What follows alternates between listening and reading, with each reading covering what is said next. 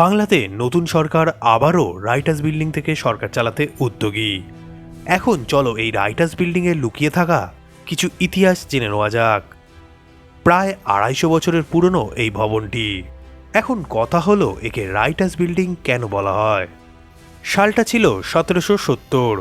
East India কোম্পানির কেরানিদের বসবাসের জন্য কলকাতার প্রাণকেন্দ্রে এমন একটি ভবনের দরকার ছিল। সেই সময় ব্রিটিশ আর্কিটেক্ট থমাস লায়ন এই ভবনটির নকশা তৈরি করেছিলেন।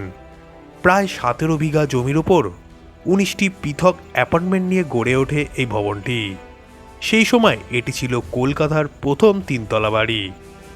এখন এই বাড়িতে বসে ইস্ট ইন্ডিয়া কোম্পানির কেরানিরা খাগের কলমের সাহায্যে দিনভর সরকারি নথিপত্র ও দলিল প্রতিলিপি তৈরি করতেন, এবং সেই সময় কেরানিদের বলা হতো রাইটার, এবং তাদের কর্মস্থল এবং আবাসস্থল হিসাবে এই ভবনটির নাম হয় রাইটার্স বিল্ডিং।